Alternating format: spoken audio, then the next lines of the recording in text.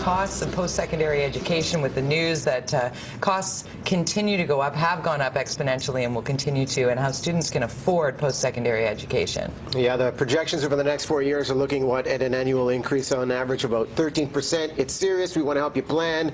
That's why we called up Gail Vaz-Oxlade, financial expert and author of the brand new book, Saving for School. She's on the phone right now. Good morning, Gail. Good morning. This idea of planning, RESPs, we hear about it. It's a serious decision for families. What is the starting point for questions to ask here?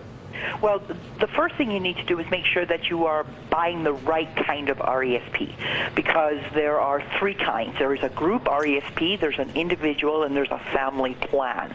You don't want the group plan. And sometimes they're called scholarship trusts.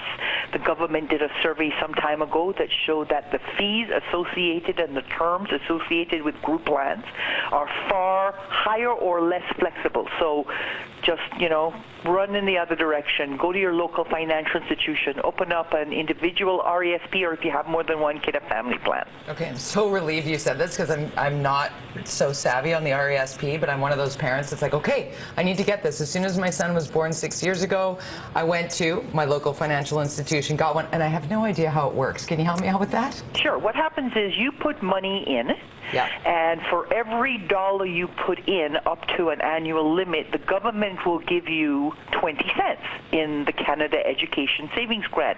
And so this is the part that makes me scratch my head, okay? The government wants to give you free money, and you don't want to take it. Why?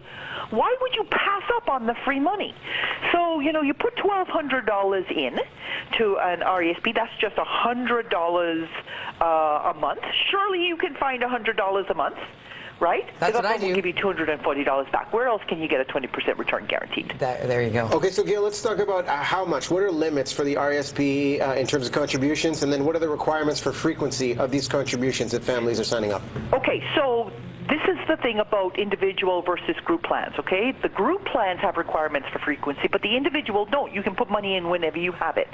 It's good to set it up on a monthly basis and have that auto-deducted so that you know the savings are building. But if you run into tough times, you don't have to worry about having to forego the plan because you can't make your payments. You can stop the payments for as long as it takes to get yourself back on your feet.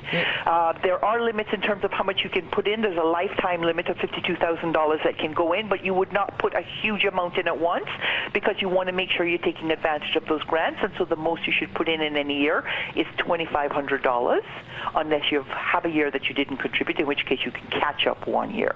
Okay, now a question for those who didn't have the benefit of an RESP, have taken out the student loan, are in post-secondary education, are staring down this mammoth debt. What's the advice to them?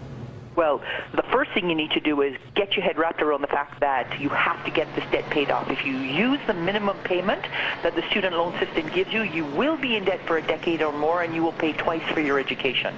So don't do it. I tell people that if you're getting an undergrad degree, you should have it paid off in 5 years. A master's would take about 7, and if you're going for a PhD or some other big professional designation, then, it's like a mortgage. It might take you 10 years, it might take you 12. However, as long as you are in debt as a student, you need to be living like a poor student.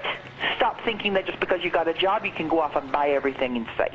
And final comment, Gail, when it comes to the RSPs, what about the idea of tax shelters, tax breaks? How does that work? Because I know that's different from the RRSP. There is no tax there's no tax break for the contribution, but the funds do grow on a tax-sheltered basis, and the funds are taxed in the hand of the recipient. So if your child has little or no income, they'll pay little or no tax. Regardless, it'll be better taxed in their hands than in yours. Gail Vaz-Oxlade, always bringing us the great information, and you have a new book. It is called Saving for School. Oddly enough, we always love having you on the show. You make it sound simple, and really it's something that we all need to be smart about when we attack our debt head on, right? Thanks, Gail. My pleasure.